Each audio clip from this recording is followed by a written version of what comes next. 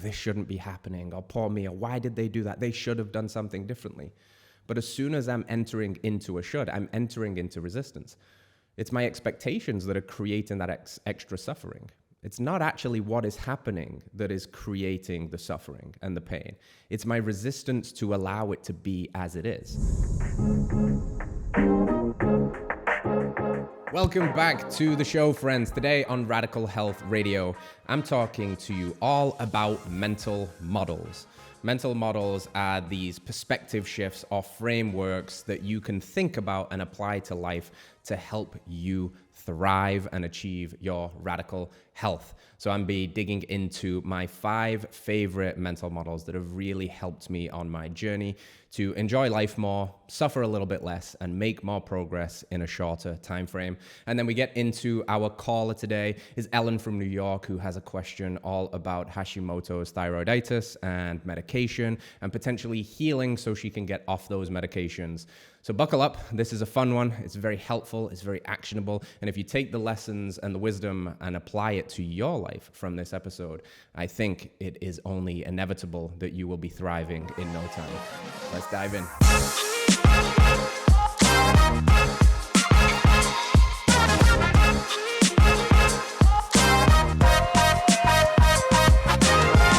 Morning. Welcome back to the show, friends. Today, I'm going to be talking all about mental models, my favorite topic. So what are mental models? I guess you could see them as frameworks to play with, to think about the world. Or said another way, they are perspective shifters. And the reason that's so important is I believe that perception is reality. How we perceive the world is how we believe it to be. So if we want to change our external world, sometimes we've just got to change how we think about the world. And mental models are just that. They're opportunities to think about the world a little bit differently. Now, the caveat here is that mental models aren't really needed when life is great and it's all sunshine and rainbows and we're in flow and it's all beautiful, because we don't really need a mental model for that. We're just in gratitude and in flow. We're in presence. It's awesome. So most of the mental models we'll be talking about today are reframes and perspective shifts for when life is a little bit more challenging, or opportunities to kind of call yourself into being that more evolved version of you, more of your potential. So we are just going to get right stuck in. I've got 5 for you today. These have been something that I've been working on and thinking through a lot over the years on my self-development journey, and they've really helped me bring me much closer to achieving my why and my full radical health and self. And therefore, I think they're going to be very helpful to you. Now, they are mental models, so we're going to be working very much with mindset today. But I would say mindset is probably 80% of the success recipe. The strategy is the other 20%. If we can get this thing right, then the rest of it becomes easy. So buckle up. We'll go through my 5 favorite mental models, and I think they'll be able to help you on your radical health journey too. So number 1 is all about acceptance versus resistance. Now, humans are very, very good at arguing with reality. What do I mean by that? You probably don't even realize you do it, but after this, hopefully you catch this a little more quickly. We're very good at putting expectations on things in our head and doing that tricky, sticky little thing where we should all over ourselves, or we should all over other people, or we should all over the world. And I would say, be careful shoulding all over anything, because it gets messy very, very quickly. Because when I start to should all over something, I'm in resistance to what actually is. Resistance gets me stuck. It's me arguing with reality. And if I argue with reality, I lose every single time. And humans are really good at doing this. When something doesn't go our way, we kind of mentally flagellate ourselves and torture ourselves with this idea that it somehow should be different. Oh, this shouldn't be happening. Or poor me. Or why did they do that? They should have done something differently. But as soon as I'm entering into a should, I'm entering into resistance. It's my expectations that are creating that extra suffering. It's not actually what is happening that is creating the suffering and the pain. It's my resistance to allow it to be as it is. And again, humans are masters at this. We love resisting reality. We love playing this game where we say it should be a different way. But obviously, as uncomfortable as it is, it shouldn't be any different than it is. It has to be the way that it is. There's no changing that. That is the objective truth of what is. The subjective shutting all over it is resistance, and that is where we suffer. So like I said, if we argue with reality, we're going to lose every single time because what we resist persists. Not only what we resist persists, it kind of grows bigger. There's this idea that where your attention goes is where your energy flows. And when you're in resistance to something because you're shutting all over the world or you're shutting all over yourself, then it just magnifies, it gets bigger and bigger. And you kind of get sucked into this negative kind of headspace and you can't seem to shake it. And that bad mood or that resistance can stay with you for a day or days or weeks. It can even turn into a predisposition or a personality over the course of months and years. So you've got to be very careful about not entering into resistance with the world and moving into acceptance. If what I resist persists, then what I accept, I can adapt to.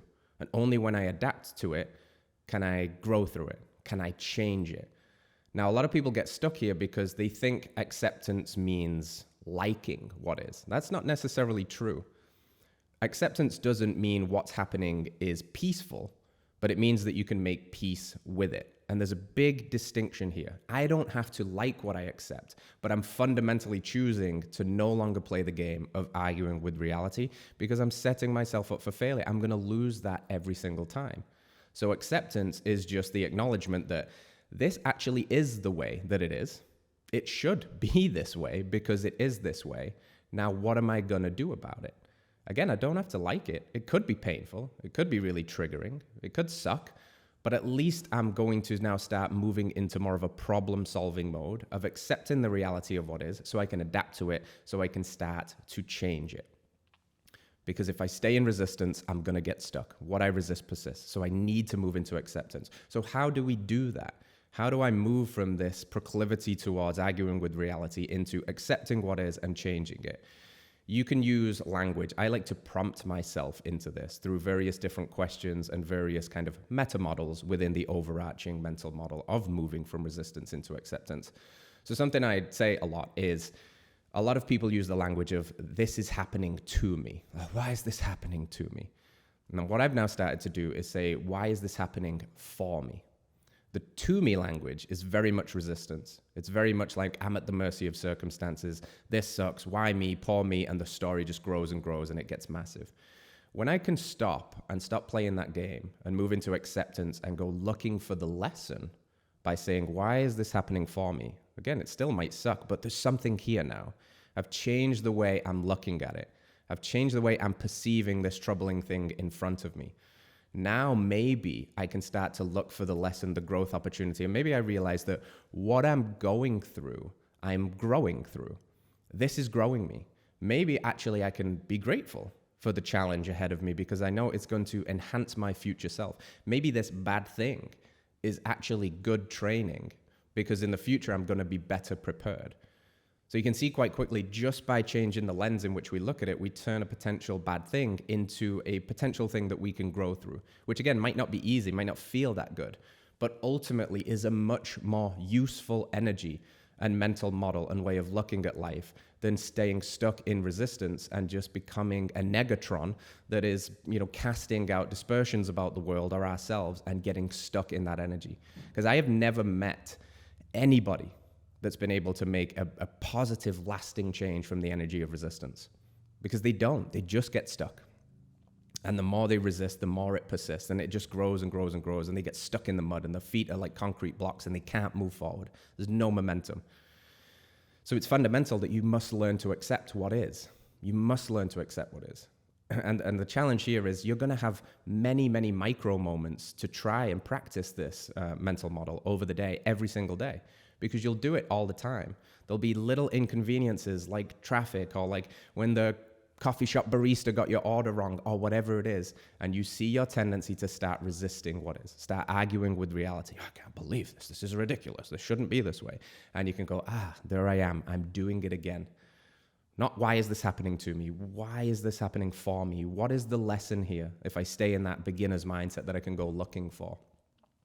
And the last point I'll add here is I use a little acronym for myself that's very simple, but very, again, empowering to move me back into acceptance, which is WIN, W-I-N. What's important now? What's important now? Is it that I throw a temper tantrum and stay in resistance to what's happening? Is that what's important right now? Am I going to make myself feel better by complaining more about what is happening? Or is what's important right now actually moving into acceptance, looking for the lesson, going through it and doing what needs to be done so I can move forward and get out of this? Like the example I always use here is, let's say you're driving to work, you've got a big meeting you've got to get to, it's stormy, it's raining outside, and you get a flat tire on the side of the road. Now you're going to be late for this big meeting. You don't want to change the tire in the wet because it's stormy. It's not a fun situation, right? Immediately, you could go into resistance about, this is the worst thing in the world. I'm going to get soaking wet. I'm going to miss it. What do I do? And you can spiral and you can kick the car tires and curse the gods. Is that what's important now? To throw a tantrum? Or is what's important right now to say, well, this sucks. Who am I going to call? I got to get on the phone with AA. Then I've got to text my boss and update them and say, hey, I got a flat. I'm going to figure it out. Or maybe I can call my spouse or my partner and say, hey, can you pick me up right now? I need some help, right? You can very quickly shift into problem-solving mode instead of being buried in the muck and the mire of resistance. So that's lesson number one, because it's a really big one. We must seek to move into acceptance and stop resisting so much. If you argue with reality, you will lose every time, and we don't like to lose. So start winning a little bit more by moving into acceptance. Number two, which builds very nicely from number one, is this idea of radical responsibility. Radical responsibility. What do I mean by that? Well, the world and our mind is kind of set up to make us a victim. A victim is somebody that's at the mercy of circumstances or the world or external events in terms of how they take action or how they feel. Somebody that takes radical responsibility is trying to beat the victim consciousness, to step into the victor consciousness. There's a very big difference between being a victim and being a victor. Radical responsibility is all about owning the fact that I am responsible for everything that happens to me. Not everything that happened to me is my fault, but it is my responsibility. There is a lot of truth that what has gone, what happened to you. There might be real strokes of bad luck. There might be malevolence in your life. Somebody hurt you and there was just genuine things that you had no control over. This isn't to point the finger of blame and say that's your fault. That's not your fault, but it is your responsibility with what you do with that. And you can apply this mental model to everything you do in your life. How can I take radical responsibility for all of this? What do I do now despite this? You can see how it builds from the resistance piece. Okay, I'm in resistance because this thing really sucks. Am I going to be victim to it? Am I going to let this rob me of my sovereignty and my power to move forward because I'm going to say, oh, well, I am this way because of that, or I did this because of you? Because you can see the trap there. The mind wants to do it. The mind wants you to be a victim because to be a victim is relinquishing your responsibility and therefore it's not your fault. If I can say, well, I only did this because you did that, it's a little trap because I get to say, well, see, it wasn't my fault. And it feels good when it's not our fault. But the problem with that is it's a complete loss of personal power. It's a position of weakness. Because if I'm saying that I am only doing what I'm doing because of external world and events, then I basically can't change that too, because I'm at the mercy of other people or the mercy of the external world. The person who takes radical responsibility, it's a position of power. They take it back. Again, you don't need to like what happened, but you're taking responsibility for it. To say, I'm not going to victimize myself anymore. I'm going to fight back. I'm going to take my power back. I'm responsible for what I do now. That's the only thing I've got is my actions. The only thing I've got is my frame of mind and my perspective on what I do next. But if I sit in that position of weakness, that seat of victimhood, I'll never make a change from there. So you have to practice this. And two very powerful words can sometimes be triggering words to practice this is my fault. My fault. Now, I just said, and this is the disclaimer again, that not everything that has happened to you is your fault. It is your responsibility, though. And practicing, because remember, these mental models aren't literal truths in every situation. They are frameworks to play with. They are ideas to throw on top of a situation to see if they can help you move forward. And this idea of using the term my fault can be a lot of pressure for some people, but it can also be very liberating because it means I'm taking all of it on myself. It's my fault. What happened? Cool. My fault. What am I going to do about it? Because I could say, well, their fault or the world's fault. But then what am I going to do with it? Am I just to sit back in the seat of doing nothing and feel good because it was them or it was the world or it was the weather or it was the fact that I got a flat tire? I'm going to say, cool, my fault. What do I do about it now? So it can be really liberating to take that because now I'm responsible for it all, the good and the bad.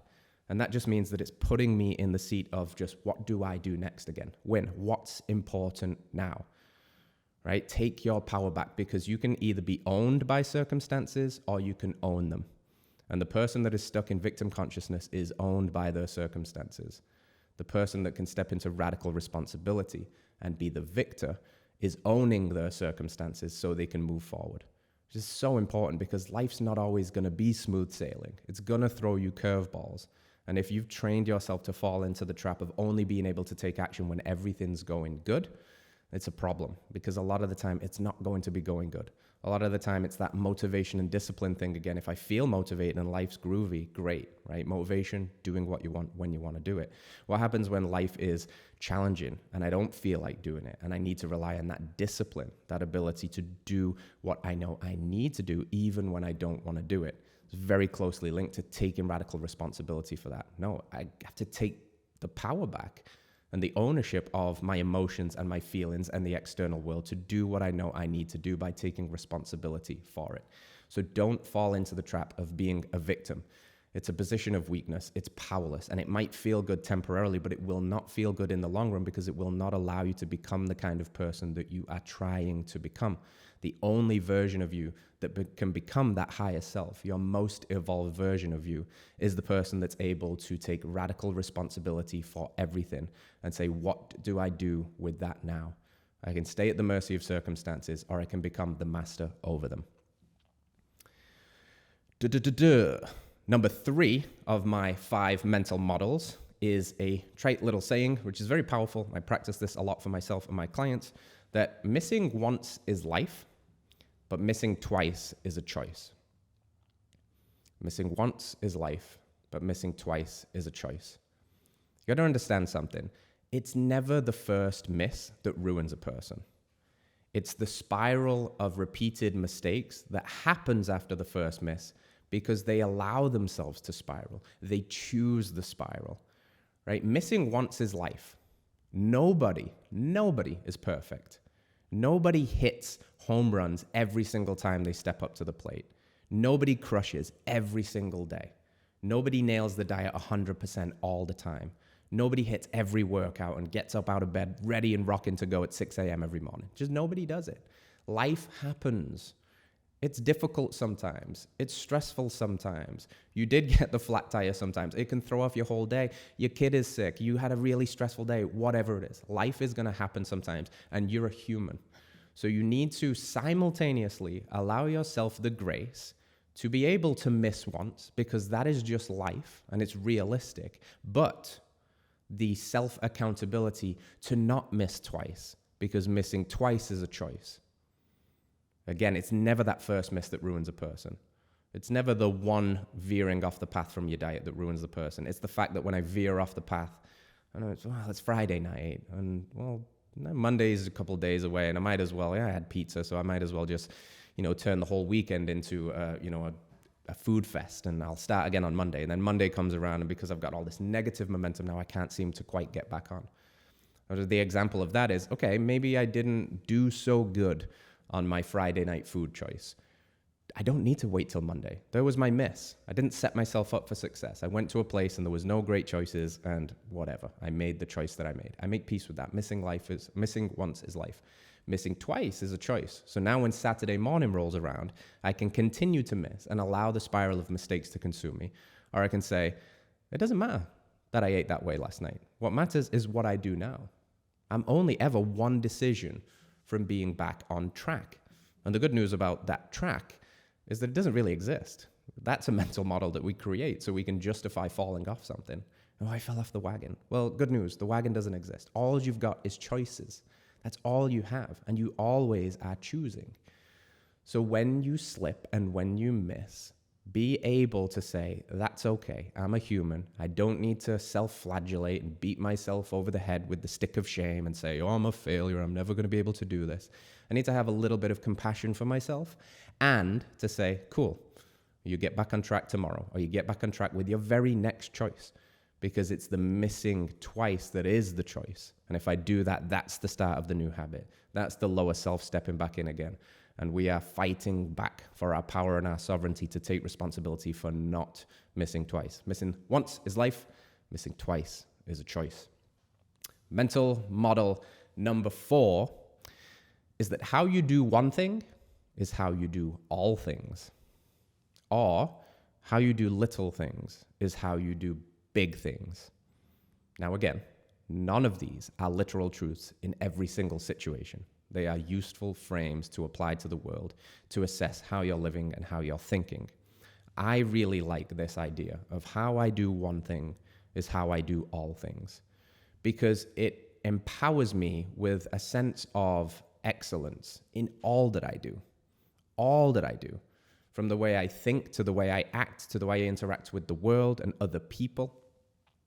It gives me a sense of pride, right? It forces me to assess, how am I doing everything? Because how I do the little things is often indicative of how I'm going to do the big things. So something I always like to think about is, how do I leave everything better than I found it? Everything. Not just myself, on the day-to-day, but other people. And that might mean genuinely being curious about somebody's day. The grocery store worker that's checking out your bags, or the person in line at the store that you can genuinely just maintain eye contact with a little bit and listen to them and put your phone down and ask them about their day and be curious and give them a compliment. Like, now I can leave that person a little bit better than I found it. And what about when you see litter on the street? You could quite easily say, oh, that's unfortunate, but I didn't do it, and I don't have the time to go and grab that and find a trash can and all of that stuff. But how I do one thing is how I do everything. If I'm willing to see that garbage and then not have the responsibility to pick it up, where else am I not picking up the proverbial garbage in my life? So now I can't walk past garbage and not pick it up because I know it's indicative of something else. It points at something else where I'm not really operating in this level of excellence in all that I do. So I'm going to pick up the garbage. I'm going to take every single opportunity I can to prop people up and pat them on the back and celebrate them. And I'm going to treat myself with that level of respect too. How I do one thing is how I do all things. How do I look after myself? How do I treat myself? How do I feed myself? How do I think? Because we might be doing all this stuff great externally, but what about internal chatter? What if my self-talk is so scathing and it's so much in that victim mindset? And I'm doing so much of this, oh, why is life happening to me? And I'm in resistance all the time, right? We've got to kind of adopt this attitude of excellence across the board. Because if I start to do the little things really well, the things that we often think don't matter, they really do. Because the little things become the big things. And life is made up of little things. And little by little, a little becomes a lot. So we need to do everything with an attitude of excellence. How you do the little things really matter. The example I always use are people that don't put the shopping carts away after they put the groceries in their car, right?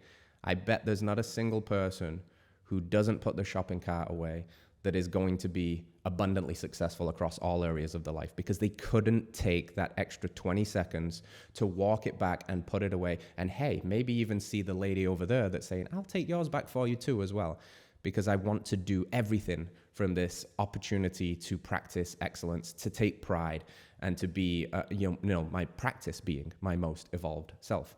So look for ways in your life that you may be just kind of abdicating that responsibility or slacking off a little bit and try to just level up. It's not about being perfect again. It's not about being so regimented and perfect and dialed in on every single facet of life because that's not realistic. But it is about taking a critical bird's eye view of zooming out a little bit for that perspective shift of basically saying, okay, I know I'm doing these things really well, so we don't need to change those, but what are the little things that I could be doing a little bit more?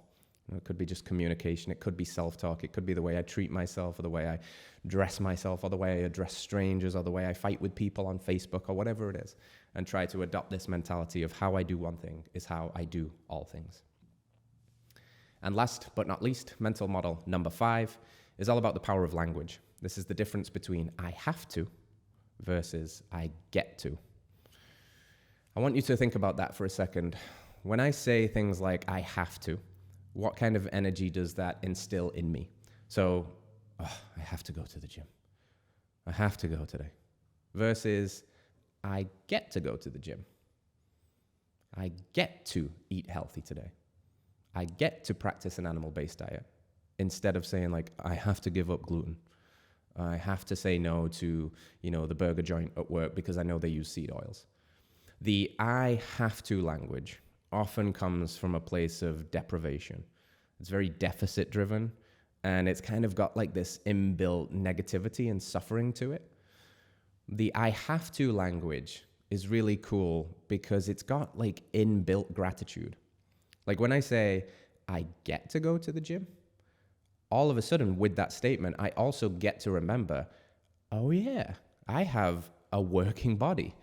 Like I can move it. I can go to the gym. I get to do these exercises. I get to get stronger. Instead of like, oh, I have to go to the gym because my program said so, or I've got to, I have to lose 10 pounds. No, you get to. You get to. It's very, very different. And this is an overarching message in terms of the importance of our language across the board. The power of your language is very, very, very important, because when we think about health, we're often thinking about what we put in our mouths from food and water and all of that good stuff, but we don't often think about what comes out of our mouths and maybe what's coming out of our mouths inside our head with our self-chatter. But that matters too. The words that you say have an energy about them. You can feel it. Practice more positive self-talk and check in with your body and your mindset and see how it feels. And practice blaming, complaining, victimizing yourself, saying that life sucks and and it's doomed and blah, blah, blah, right? You can feel the energy of that.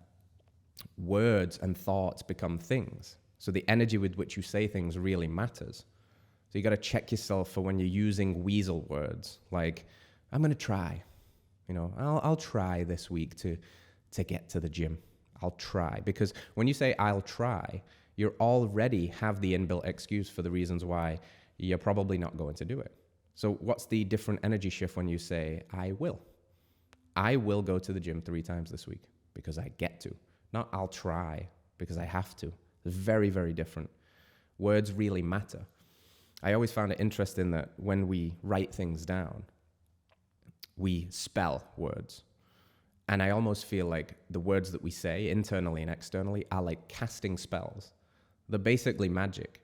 Because perception is reality, when I cast better spells into the world or in my mind, because I'm taking more of a positive frame, then guess what happens? My inner world gets more positive.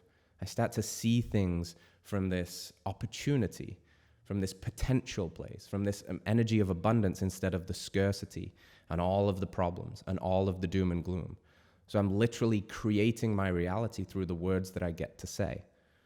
And something like I have to versus I get to is a very good example of that. But your self-talk really matters.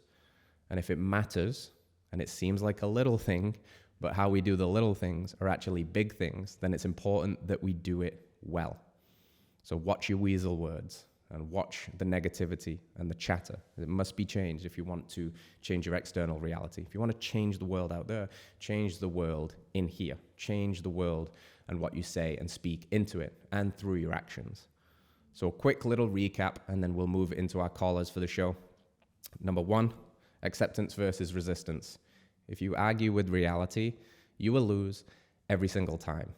One of the most freeing things you can do for yourself is learn to start accepting reality as it is in a shorter time frame so you can adapt to what is, so you can get busy changing it in a positive light. Mental model number 2 was all about radical responsibility.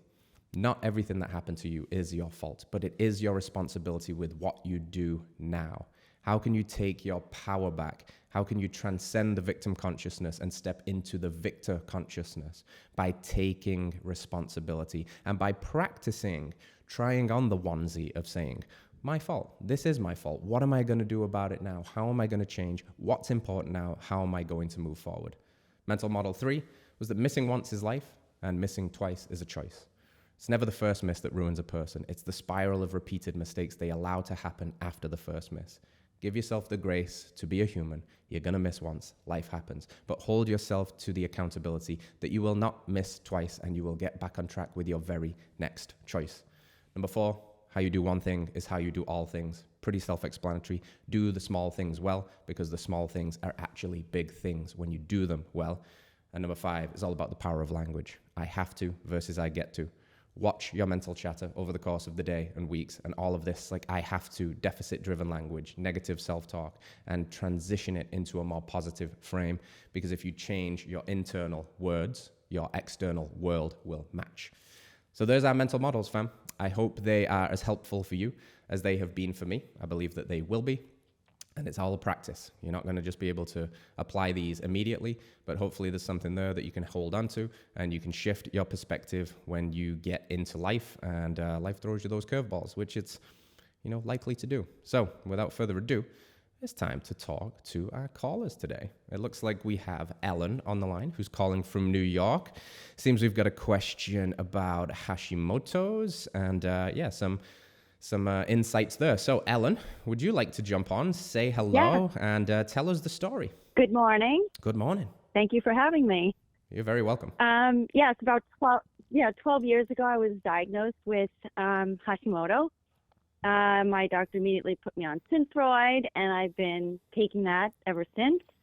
I, of course, researched, and I've been on paleo pretty much most of the time. I'm gluten-free, dairy-free, legume-free. I think that's all the good moves. Yeah. But I'm questioning now, am I going to be on this medication for the rest of my life? I do everything that I'm supposed to do. I'm healthy in all ways. I work out, I have good attitude, I sleep well, I do all those good things. And I'm just wondering, am I going to need to be on this medication for the rest of my life, or is my thyroid healing? That's where I'm at. And how do I know that my thyroid is healing? Yeah. That kind of thing. So that's where I'm at. I'm questioning being on this medication. Yeah. And all things look good. Okay. Well, good. I'm very pleased for you going on this journey, Ellen, and kind of reclaiming your birthright for radical health and trying to get off medications. I think that's the ideal, right? Now, of course, we're going to have to work with the doctor here, and we're not doctors and all of those classic disclaimers. However, you sound like you went to the right places when you were educating yourself around this. Hashimoto's thyroiditis definitely has that autoimmune component, very much triggered by gluten and gut issues. So going into more of a paleosphere, and I think recently adopting more of an animal-based diet is definitely the move forward, because you're removing the bulk of what is causing the problems and then setting your thyroid up for success for healing. Now, what was the, I guess, impetus for transitioning from more of a paleo framework to an animal-based diet? What's been happening there? How are you feeling with that? And then tell me if these conversations with your doctor are happening about, what's happening with the dose, and can I get off Synthroid? Are we having those chats right now? Tell me what's going on. Yeah.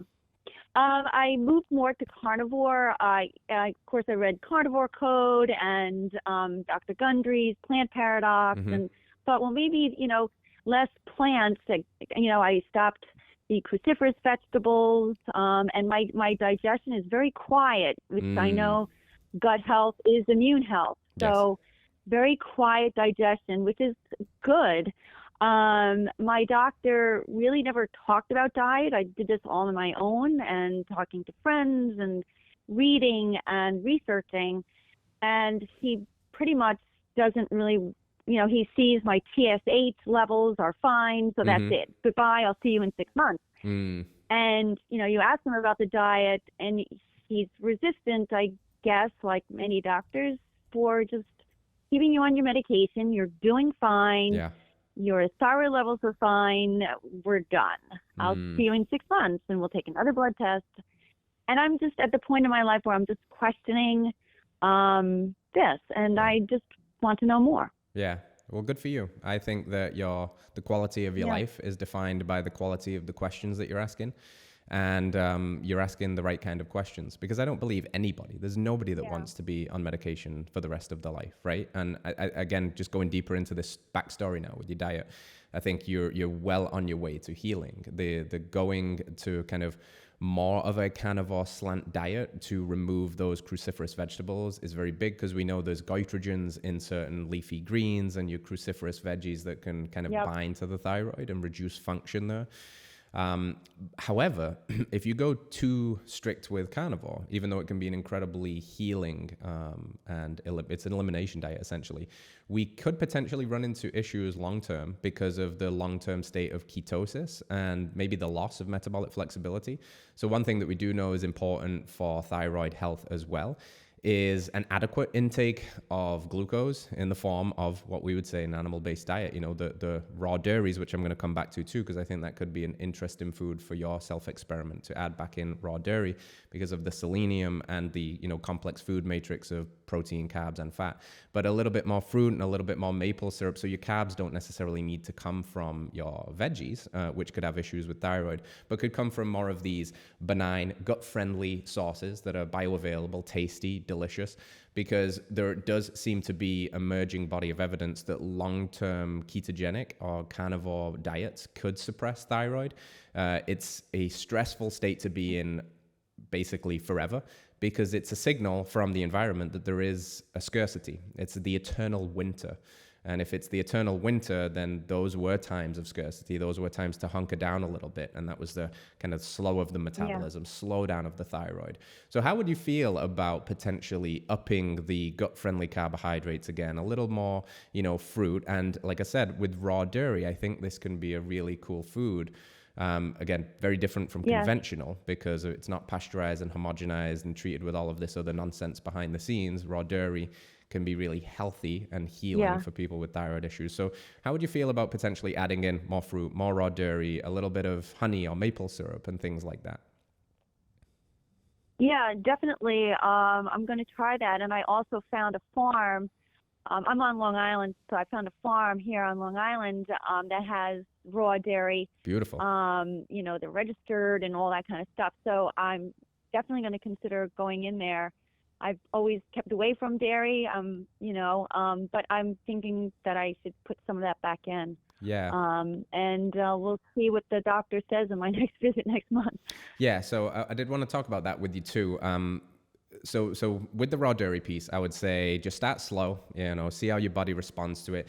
Don't be afraid of carbohydrates. The fact that you've been on this journey now for 12 years, 10 years, you know, a decade, you've got some beautiful metabolic pathways open to you, your metabolic flexibility. You've taught your body very much how to burn fat again and how to burn ketones. But you don't need to swear off carbohydrates forever. In fact, I think you might potentially cause more harm than good in the long run if you go super restrictive carbohydrates, especially with a sluggish thyroid that is now in the healing phase. So start slow with the dairy, see how you respond. It can be an incredibly nourishing food. It's obviously easy to get in those extra liquid calories, and we want to be in a pro-metabolic state for anything that's thyroid related, because that's what the thyroid's there for, right? It's regulating metabolism and energy output. So now back to the elephant in the room with the doctor. Is I would, again, just have a conversation and potentially be a little bit more firm in your desires to reduce this. One of the things that is quite well known with these thyroid medications like Synthroid is that it's absolutely possible to get people off them. Now, what you want to do is address the needs of the thyroid first, to see that you're not, you know, you've got adequate blood ranges and everything's measuring good, or your subclinical ranges, you're not kind of super spiked, and that should put your doctor's mind at ease to at least open that conversation. Now, I wouldn't go in gung-ho and saying, right, I want off this next week, but maybe devise a plan with the doctor to reduce, you know, by 25 micrograms every 4 weeks with a 6-month wean-off plan. Or maybe you feel better and you want to reduce that time frame down to 3 months. But going in and kind of playing a little bit of chess with the doctor in terms of how can I make them feel comfortable that I'm not just going to cold turkey off this, because that probably wouldn't be advisable either. Even if your thyroid is healed and healthy, you don't want to cold turkey anything, because it's going to have a knock-on effect in the body. But slowly weaning down over time, because it sounds to me like your thyroid is very much healing and the blood ranges are feeling good about that. So I would have a conversation about, let's devise a plan that's either 6 months or 3 months, and what would be a sensible just dose dependent reduction over that time frame, because doctor, Yeah. maybe I'm doing this with or without your better wishes, because this is not what I want for myself. And you've just got to understand the realm that the doctors operating from is one of, they just, they want you to be healthy. And obviously they see these medications can help. But I don't think they have many people like you in the practices that are going out and educating themselves and really healing from a kind of, functional standpoint and a holistic standpoint. So you're a different case, and you deserve to be off the medications if that's what you want. So I'll just make it a little more collaborative with the doctor and kind of, position it that way and go in and see how you're doing and trust that your body is healing and it's coming back to health, and you do not need to be on this medication forever, as long as you are, providing the requisite nutrition and creating a body that is healthy. And it sounds like you are. Yeah. I'm trying, and I think it's worth the effort to see how I do without the medication, and slowly lowering the dose sounds like a really good plan. And I thank you so much. Yeah, thank you. That was a great question, and I did know that you said you've got these other things going on too. Like you're trying your best. You're keeping your stress in check, and I know Long Island, so maybe not that much sunshine right now. But when the summers come, I hope you get in a good dose of sunshine and grounding your feet in the grass. And definitely. Is there just any little closing remarks there about just the holistic management of this that's not diet related to, that's good sleep and stress management? Are you feeling pretty good on all of those? What's the story? I really do. I mean, I sleep really well, and I have a lot of activities in my life. I walk about 40 miles a week, so it's Lovely. about 4 to 5 miles a day. Yeah. I get outside, I garden, I quilt. I'm happy, my family's good, my friends are great. So everything is good, and it's just one little thing that I'm challenging myself to try to figure out, and that's it. Beautiful. My last question for you is, are you taking any organs? Are you using any of our supplements? Are you getting any liver in there? What's happening? Yes, I do. I'm on beef organs, and I also take the skin, hair, and nail. I've noticed my hair a little bit receding over the years. I'm 61 years old. Maybe it's just my age, but I'm thinking maybe it's the medication too. So those are the two supplements that I do take, and I'm slowly getting into more organs, and I'm gonna try my butcher to see if I can try some bone marrow. Lovely. That's okay. my next try. Yeah. Awesome. Yeah, you've got the big 1-2 combination. I know you've reduced the processed food and eliminated that, which is a big one for us. And the addition of the organs in the supplemental form is a big win from a micronutrient perspective and healing. And I just love the direction you're going here. So we'll get you an extra bottle of each one of those supplements to continue and make sure you're well stocked up. And somebody from the success team will be reaching out as well, just to point you in the direction of any other resources and anything that could be helpful. So appreciate you calling in today, Ellen. Best of luck on your healing journey, and keep at it. You're well on the right path. All right, friends, that is it for today. Just one caller. Good luck, everybody. Say a little prayer for Ellen and her healing journey, and you guys keep doing your thing too. Healing and natural radical health is your birthright. This is how we get there. I know today we spent a lot of time talking about the mindset, but it's a big piece of this health puzzle, because if we can't get out of our own way, then we're going to self-sabotage, or we're going to get stuck, or maybe we do all of the healthy behaviors, but maybe we don't have much fun doing it because it's so much restriction and it's suffering and blah, blah, blah. And we want it to be fun. We want this health thing to be radical in every sense of the word. So I hope those mental models are helpful for you. I hope you enjoyed today's show. As always, you're helping us out massively. If you like, comment, subscribe, and share with a friend, let us know your biggest takeaway in the comments, and keep being radical. We will see you next Wednesday. Peace out, fam. Big love. Bye-bye. All right, friends, thanks for tuning in to another episode of Radical Health Radio. We got a fresh new podcast for you every Wednesday. If you enjoyed the show, consider liking, subscribing, reviewing, and rating us on your podcast platform. It helps to spread this message of radical health. We'll see you next week.